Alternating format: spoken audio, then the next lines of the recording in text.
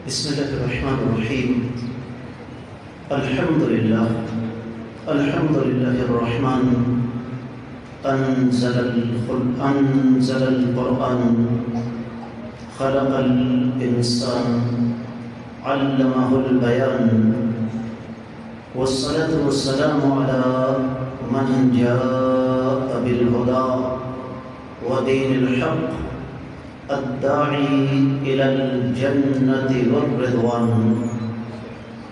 قال الله عز وجل بعد أعوذ بالله السميع العليم من الشيطان الرجيم: إن هذا القرآن يهدي للتي هي أقوم. معزز خواتین و حضرات، ماہ سیام، ماہ رمضان تقریباً اختتام پذیر ہو چکا ہے. جو موضوع مجھے دیا گیا رمضان اور قرآن، حقیقت بات یہ ہے کہ یہ موضوع اچھا خاصا وقت مانگتا ہے، لیکن اختصار کے تقاضوں کے پیش نظر میں صرف چند ضروری گزارشات آپ کی خدمت میں رکھنے کے بعد اجازت چاہوں گا. جب ہم رمضان اور قرآن کے موضوع پر غور و فکر کرتے ہیں تو سب سے پہلی چیز جو ہمارے سامنے آتی ہے وہ رب کائنات کا فرمان ہے: بسم اللہ الرحمن الرحیم، اِنَّا أَنزَلْنَاهُ فِي لَيْلَةِ الْقَدْرِ. ہم نے اس قرآن کو لیلۃ القدر میں نازل فرمایا. اور یہ بات میں آپ سب بڑی اچھی طرح جانتے ہیں کہ لیلۃ القدر کا تعلق صرف اور صرف ماہ سیام، ماہ رمضان کے ساتھ ہے.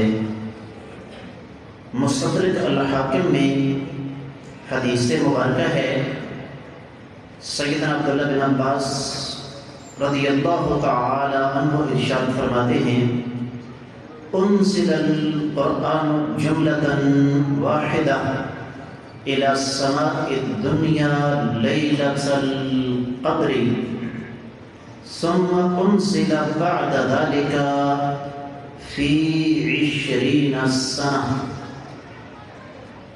صحابی رسول صلی اللہ علیہ وسلم اور صحابی بھی عام نہیں، جن کو میرے اللہ نے ایک نہیں، دو نہیں، تین نہیں، چار فضیلتیں عطا فرمائیں.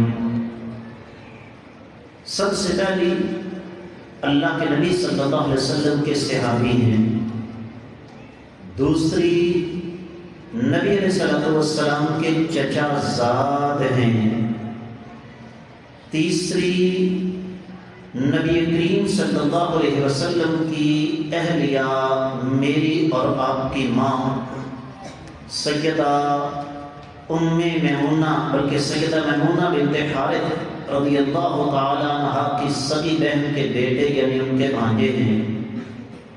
اور چوتھی فضیلت نبی کریم صلی اللہ علیہ وسلم نے باقاعدہ یہ دعا فرمائی: اللہم فقہہ فی الدین وعلمہ التأویل.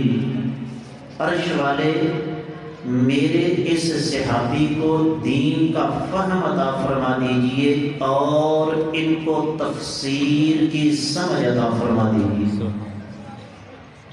دین کا ایک طالب علم ہونے کے ناطے میں آپ کو یہ بتا دوں کہ آج بھی جب ہم قرآن کا ترجمہ اور تفسیر پڑھتے پڑھاتے ہیں تو سب سے پہلے قرآن کی تفسیر قرآن کے ساتھ، پھر قرآن کی تفسیر حدیث کے ساتھ، اور اس کے بعد سب سے زیادہ مقدم سیدنا عبداللہ بن عباس رضی اللہ تعالی عنہما کی تفسیر ہوتی ہے۔ تو اس سے پتہ کیا چلا کہ قرآن اور رمضان کا پہلا باہمی تعلق یہ ہے کہ اللہ نے عرش پر سے قرآن اکٹھا آسمان دنیا پر نازل فرمایا اس ماہ مقدس، ماہ صیام، ماہ رمضان میں۔ اور چونکہ میرے اللہ کو پتا تھا کہ کب کون سی آیت کس جگہ پر نازل فرمانی ہے، رب کائنات نے پھر اس حساب سے تھوڑا تھوڑا کر کے قرآن مجید 20 سالوں میں نازل فرمایا۔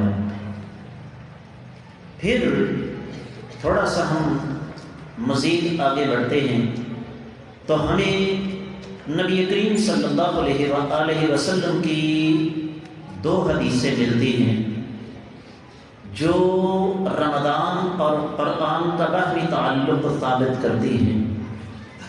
پہلی حدیث آقا علیہ الصلوۃ والسلام نے فرمایا الصیام والقرآن یشفعان یوم القیامہ، قیامت کا دن ہوگا، روزہ بھی۔ حضرت صلی اللہ علیہ وسلم نے ارشاد فرمایا کہ روزہ اور قرآن قیامت والے دن دونوں اللہ کی بارگاہ میں سفارش کریں گے۔ روزہ کہے گا الہ العالمین منعتہ من الطعام والشراب والشہوات، میں نے اسے روکے رکھا کھانے پینے سے اور دیگر مفترات سے، لہذا الہ العالمین میں آپ کی بارگاہ میں سفارش کرتا ہوں کہ آپ اس روزے دار کو معاف فرما دیں، اس کو بخش دیں۔ قرآن کہے گا الہ العالمین منعتہ من النوم، میں نے اسے رات سونے سے روکے رکھا، یہ راتوں کو اٹھ اٹھ کر مجھے پڑھتا رہا، مجھے تلاوت کرتا رہا۔ میں آج آپ کی یہ پاکیزہ کتاب قرآن مجید، میں آج آپ کی بارگاہ میں یہ سفارش کر رہا ہوں کہ قرآن پڑھنے والے کو معاف فرما دیجئے۔ رب کائنات قیامت کے روز قرآن کی سفارش کو مانتے ہوئے راتوں کو اٹھ کے قرآن پڑھنے والے کے گناہوں کو معاف فرما دیں گے۔ میں نے 2 حدیثوں کا وعدہ کیا تھا، دوسری حدیث سن لیجیے۔ آقا علیہ السلام نے فرمایا من صام رمضان ایمانا واحتسابا غفر له ما تقدم من ذنبه، جس نے ایمان کی حالت میں اللہ سے اجر کی امید رکھتے ہوئے روزہ رکھا، رب کائنات اس کے سابقہ تمام صغیرہ گناہوں کو معاف فرما دیں گے۔ اور دوسری حدیث فرمایا من قام رمضان ایمانا واحتسابا غفر له ما تقدم من ذنبه، جس نے رمضان کے مہینے میں ایمان کی حالت میں اللہ تعالی سے اجر کی امید رکھتے ہوئے قیام کیا، رب کائنات اس کے بھی سابقہ صغیرہ گناہوں کو معاف فرما دیں گے۔ یہاں پر آقا علیہ السلام رمضان کے علاوہ کسی اور مہینے کا تذکرہ بھی کر سکتے تھے، لیکن آپ نے رمضان میں قیام کا تذکرہ کس وجہ سے کیا کہ سب سے زیادہ قرآن ماہ صیام، ماہ رمضان میں پڑھا جاتا ہے۔ یہاں پر میں بین السطور ایک اور چیز کی طرف اشارہ کرنا چاہوں گا، اور وہ یہ کہ آپ سنتے ہیں، ہم بھی بچپن سے سنتے آ رہے ہیں بیت اللہ اور مسجد نبوی، اس وقت تو خیر حالات یہ ہیں، شاید آپ کے علم میں یہ بات نہ ہو، حرمین شریفین کے ارد گرد جو حدود ہے نا، وہاں پر پولیس چیخ چیخ کر یہ کہہ رہی ہے کہ اندر جگہ کوئی نہیں، اپنے اپنے محلوں میں جا کے نماز پڑھو۔ ضمن ایک بات سمجھا دوں، اللہ اکبر، کیا آپ کو اس بات کا پتہ ہے کہ رمضان کے ابتدائی 10 دن کے دوران کتنے لوگوں نے عمرہ کیا؟ پتہ جی کسی کو؟ نہیں جی، 15 کروڑ۔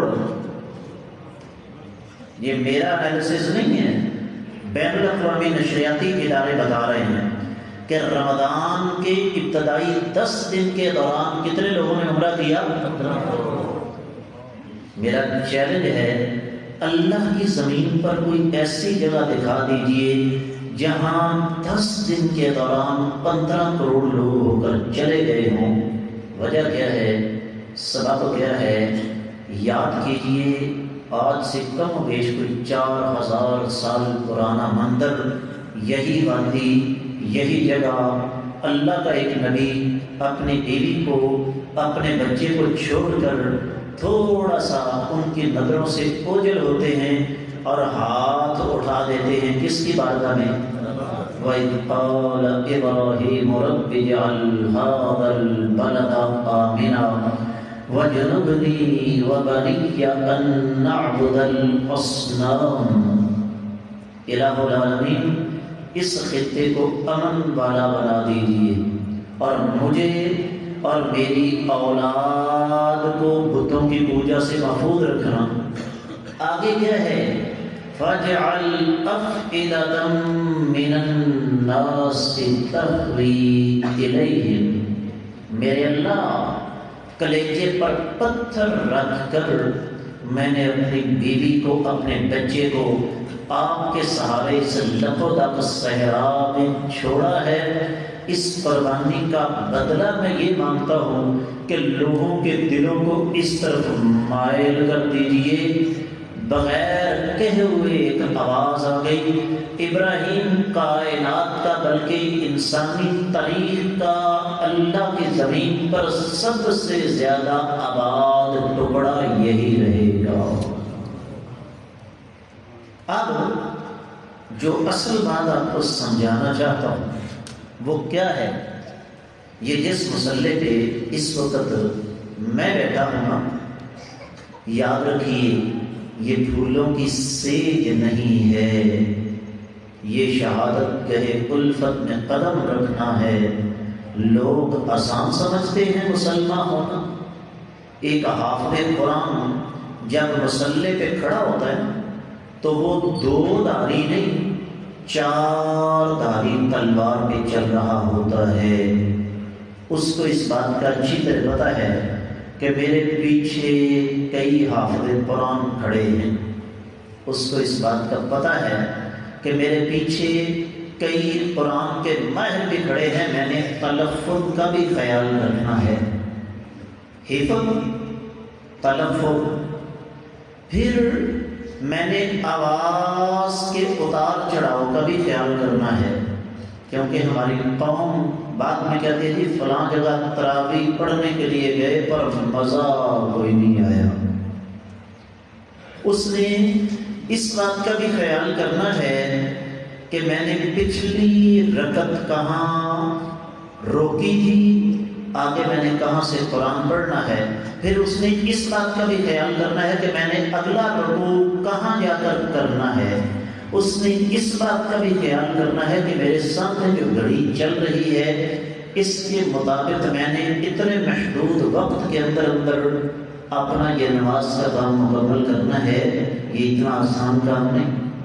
یہ جو آج جن بیچاروں کو ناک صاف کرنا نہیں آتی اٹھ کے برسنا شروع کر دیتے ہیں علماء پر، ان بیچاروں کو کیا پتا کہ اس مقام تک پہنچنے کے لیے کن کن مراحل سے ہمیں گزرنا پڑتا ہے۔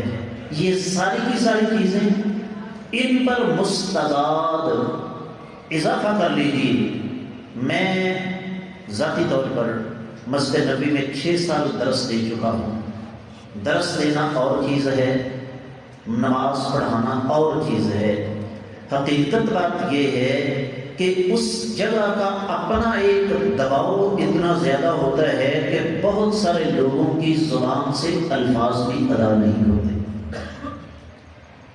اللہ تعالیٰ شیخ سعود بن ابراہیم الشریم حافظہ اللہ کو اپنے حفظ و امان میں رکھے۔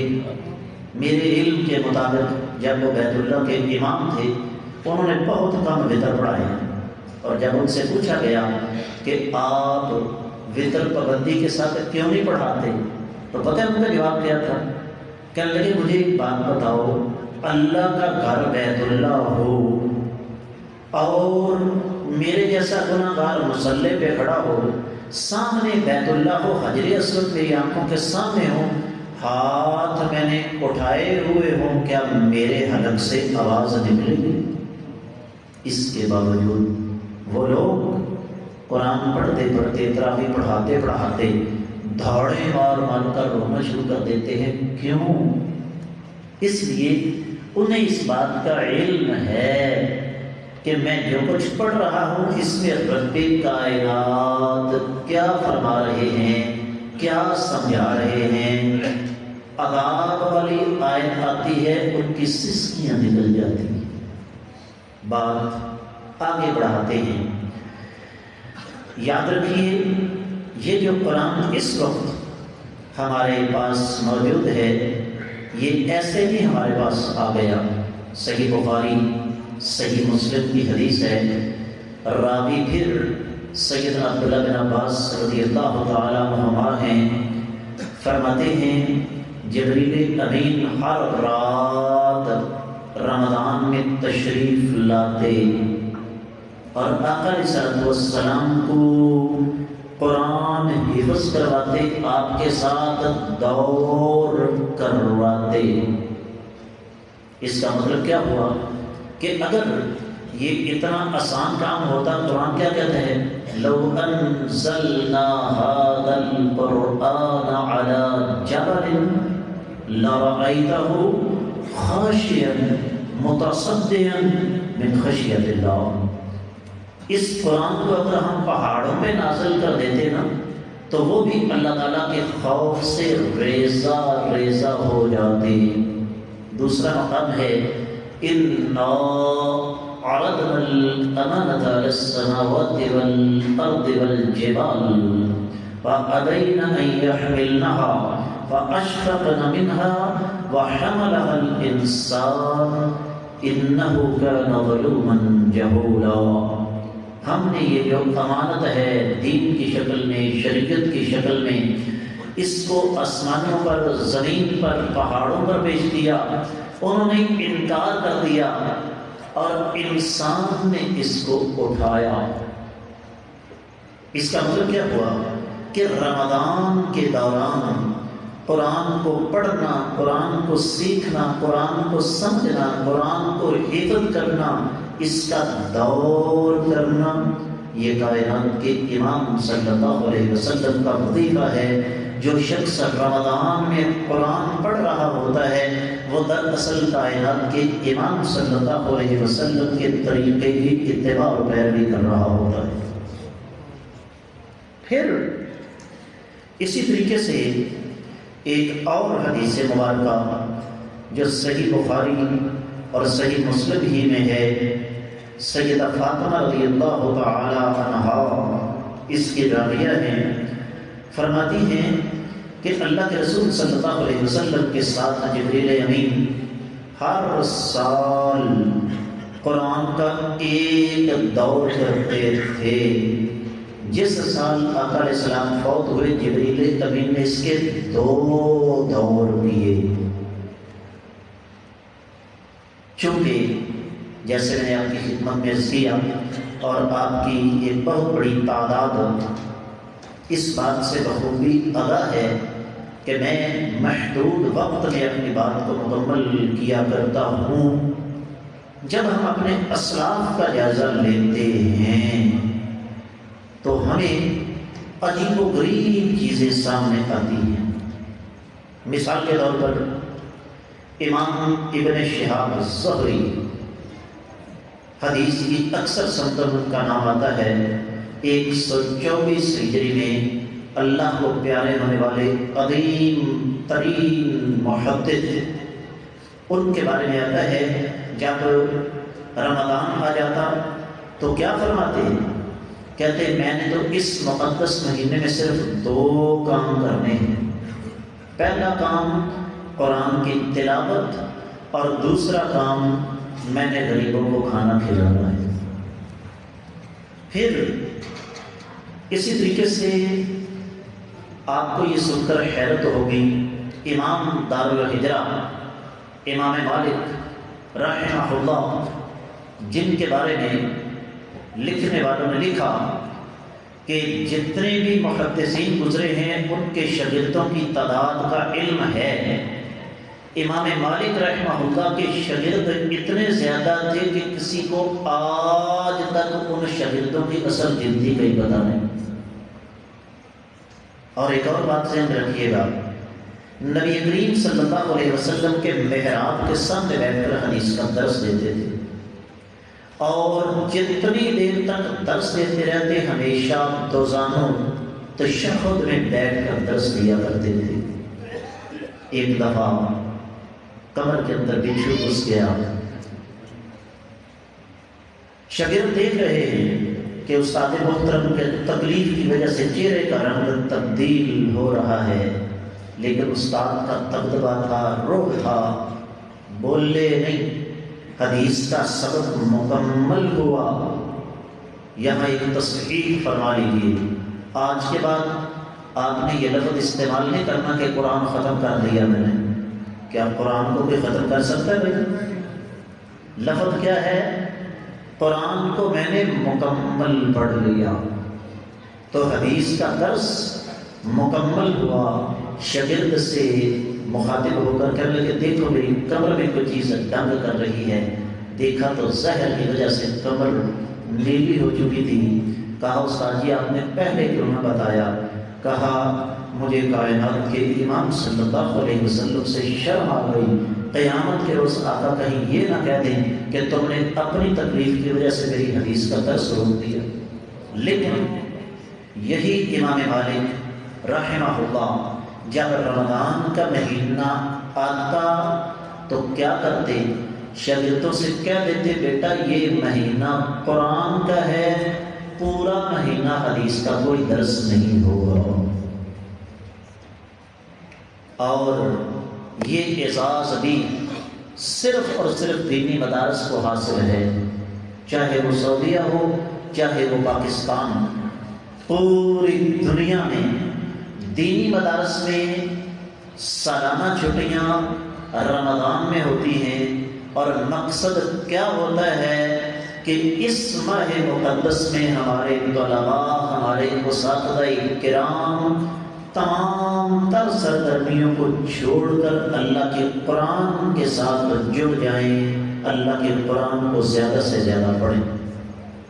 امام سفیان ثوری کے بارے میں بھی لکھا ہے بعض اہل علم نے کہ ان کا بھی معمول یہی تھا کہ جب رمضان آتا تو پھر ما سوائے روزے اور قرآن کی تلاوت کے وہ تمام تر اپنی سرگرمیاں ترک کر دیتے، اور یہی وجہ ہے کہ میں ذاتی طور پر اسلامک یونیورسٹی مدینہ منورہ میں پڑھا ہوں 7 سال۔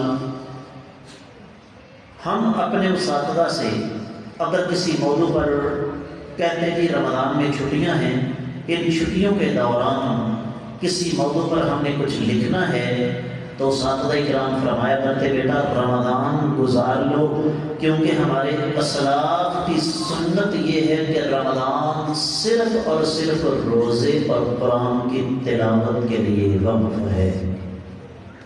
میرے سامنے ایک طویل فہرست ہے اپنے اسلاف کی، صحابہ کرام، تابعین، تبع تابعین، جن کا اس ماہ مقدس میں قرآن کے ساتھ ایسا تعلق کہ میں اور آپ حیران رہ جائیں۔ ماضی قریب کی ایک مثال دے کر بات کو آگے بڑھاؤں گا۔ مسجد نبوی کے ایک امام صاحب کا نام آپ نے سنا ہوگا، الشیخ محمد ایوب، میرے اساتذہ کرام میں سے ہیں، اور آپ کو یہ سن کر حیرت ہوگی کہ انہوں نے پاکستان سے قرآن حفظ کیا ہوا ہے۔ 1994 میں پاکستان تشریف لائے، بہترین اردو بول لیتے تھے، پاکستان میں حفظ کیا تو جہاں وہ تشریف لائے وہاں ہم پڑھتے تھے۔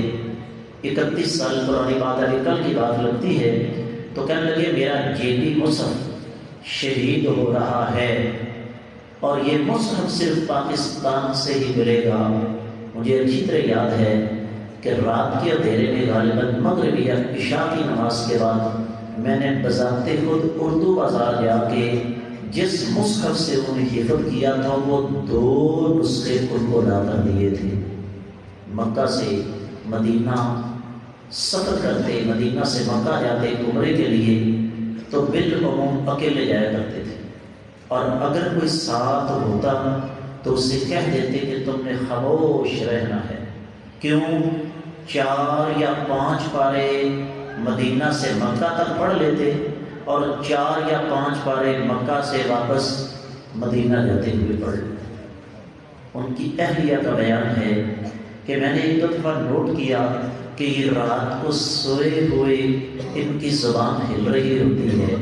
کہنے لگے میں نے ایک دن کان لگائے تو نیند کی حالت میں بھی اللہ کا قرآن پڑھ رہے تھے۔ میں 200، 400، 500 یا 1000 سال پرانی بات نہیں کر رہا، میکسیمم ان کی وفات کو 5 نہیں تو 6 سال ہوئے ہوں گے۔ ہم نے ان سے قرآن سیکھا ہے، ان سے قرآن پڑھا ہے۔ تو عرض کرنے کا مطلب یہ ہے کہ یہ ہمارے اسلاف تھے جن کی صورتحال یہ تھی کہ نیند کی حالت میں بھی قرآن کو انہوں نے پڑھتے رہے، قرآن کا دور انہوں نے جاری رکھا۔ آج ہماری بدقسمتی کی انتہا یہ دیکھیں۔ 2 باتیں کر کے اجازت چاہوں گا کیونکہ میرے پاس صرف 2 منٹ کا وقت بچا ہے۔ پہلی چیز ہم یہ سمجھ لیں کہ اس قرآن کو چھوڑنا ہماری ذلت اور رسوائی کا سب سے بڑا سبب ہے۔ دوسری چیز، ہم نے قرآن کو اگر لیا تو اس کے مزاج کے بالکل برخلاف لیا۔